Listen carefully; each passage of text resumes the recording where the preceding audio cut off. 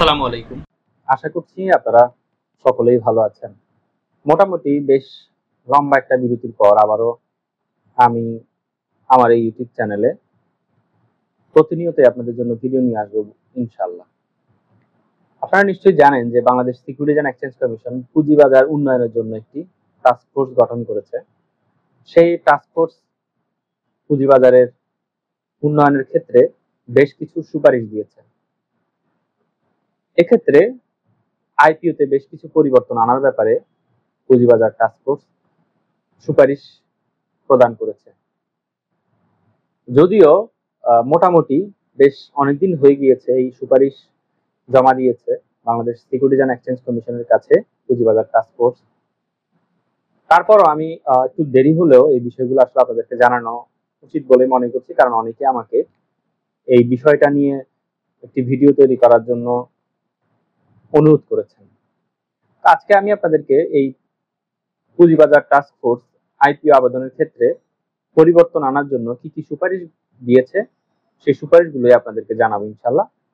এছাড়াও আপনারাও চাইলে আপনাদের যদি কোনো সুপারিশ থাকে সেটি জানাতে পারেন বাংলাদেশ সিকিউরিটিজ অ্যান্ড এক্সচেঞ্জ কমিশনের কাছে।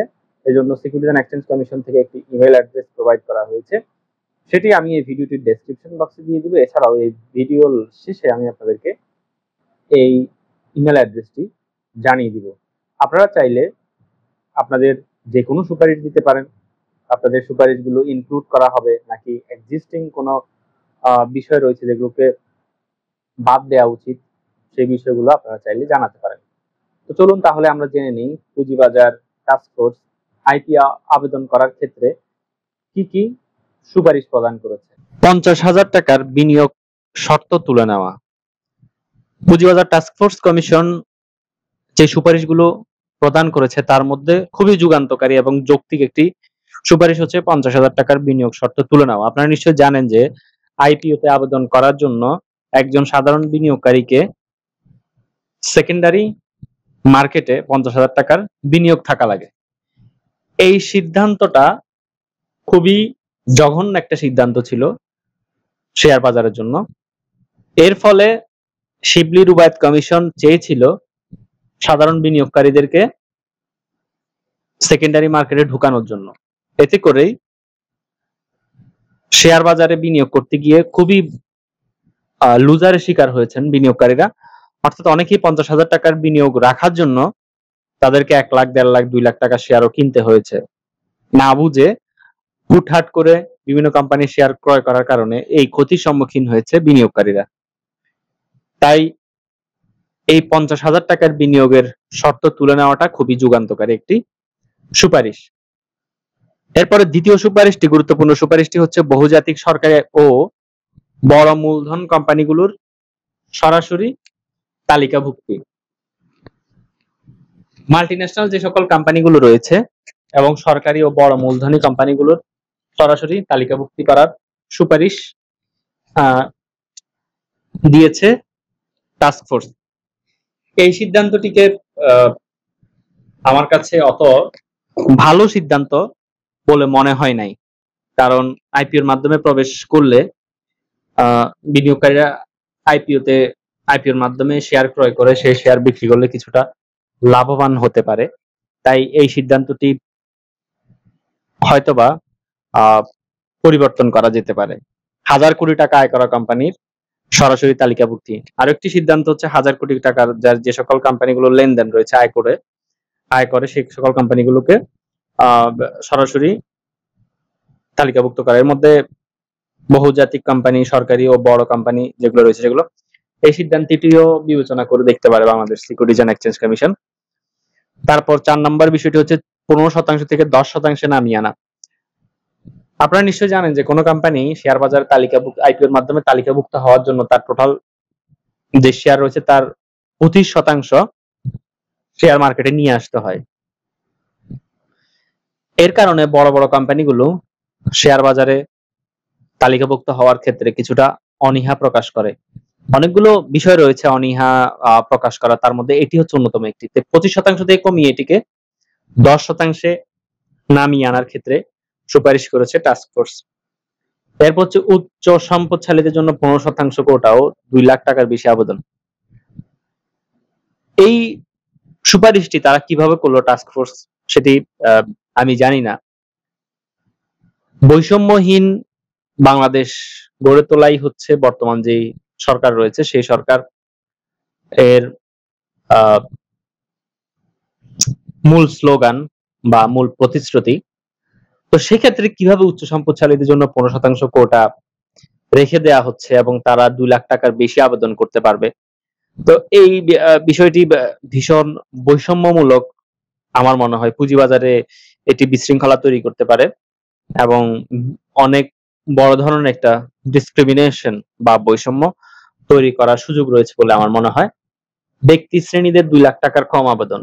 মানে এটা কি ধরনের সুপারিশ? মানে হোয়াট এ পিকুলিয়ার সাজেশন এটা যে উচ্চ সম্পদশালীদের জন্য 15% কোটা থাকবে, তারা আবার 2 লাখ টাকার বেশি শেয়ারের জন্য আবেদন করতে পারবে।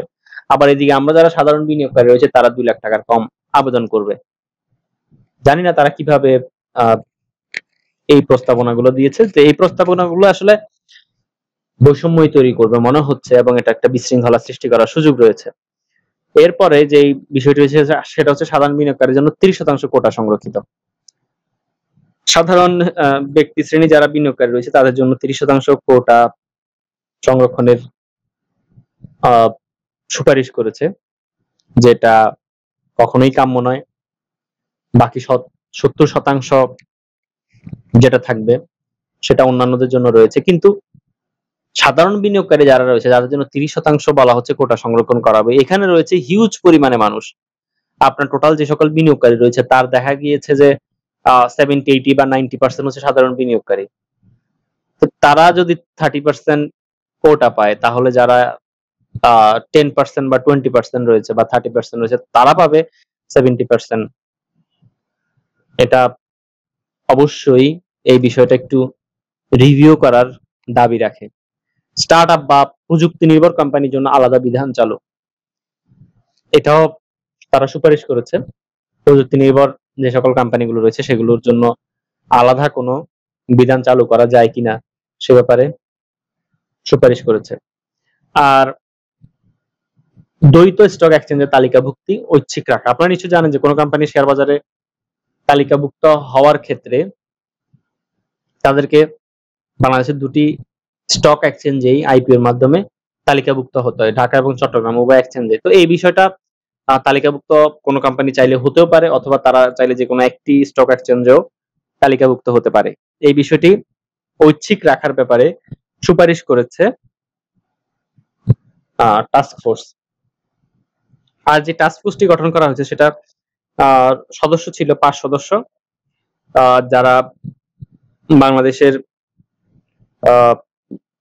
বিশিষ্ট অর্থনীতিবিদ। এর মধ্যে ঢাকা বিশ্ববিদ্যালয় রয়েছে, এছাড়াও ঢাকা স্টক এক্সচেঞ্জ সহ আরো বুয়েট সহ বাংলাদেশের বিভিন্ন সুনামধন্য প্রতিষ্ঠানগুলোর বিভিন্ন ব্যক্তিবর্গ এই টাস্ক ফোর্সে রয়েছেন। এবার আসা যাক আপনাদেরকে যে ইমেল অ্যাড্রেসটির কথা বলেছিলাম সেই ইমেল অ্যাড্রেসটি আপনাদেরকে জানিয়ে দিচ্ছি। suggestion.iporules@sec.gov.bt। অর্থাৎ এই ইমেল অ্যাড্রেসে আপনি ঠিকানা, এই ইমেল অ্যাড্রেসে আপনি চাইলে ইমেল করে আপনি আপনার কোনো পরামর্শ থাকলে বা কোনো প্রস্তাবনা থাকলে সেটি জানিয়ে দিতে পারেন বাংলাদেশ সিকিউরিটিজ এন্ড এক্সচেঞ্জ কমিশনকে। আপনার সেই সাজেশনকে বা প্রস্তাবনাকে Bangladesh securities and exchange commission বিবেচনায় রাখবে বলেই মনে হচ্ছে। তো এতক্ষণ পর্যন্ত আপনাদেরকে আমি গুরুত্বপূর্ণ আইপিওর ক্ষেত্রে গুরুত্বপূর্ণ প্রস্তাবনাগুলো জানানোর চেষ্টা করেছি। এর মধ্যে আমার কাছে মনে হয়েছে বেশ কিছু প্রস্তাবনা প্রশ্নবিদ্ধ এবং যেটি সাধারণ বিনিয়োগকারীদের আশা বা ইচ্ছার প্রতিফলন ঘটাতে ব্যর্থ হবে। কারণ বিগত বেশ লম্বা সময় যাবৎ, 1-2 বছর নয়, বিগত বেশ লম্বা সময় যাবৎ বিনিয়োগকারীরা বঞ্চিত। শেয়ার বাজারে হাজার হাজার লক্ষ লক্ষ টাকা বিনিয়োগকারীরা শেয়ার বাজারে খুইয়েছে, তারা লুজার হয়েছে, লস করেছে। তো সেজন্য আমি আশা করব সাধারণ বিনিয়োগকারীদের কথা বিবেচনা করে Bangladesh securities and exchange commission IPO সহ পুরো পুঁজিবাজারকেই ঢেলে সাজানোর চেষ্টা করবে। সবাই ভালো থাকবেন, নিরাপদ থাকবেন এবং আমি যেন নিয়মিত আপনাদের জন্য ভিডিও তৈরি করতে পারি সেজন্য দোয়া করবেন। আসসালামু আলাইকুম ওয়া রাহমাতুল্লাহ।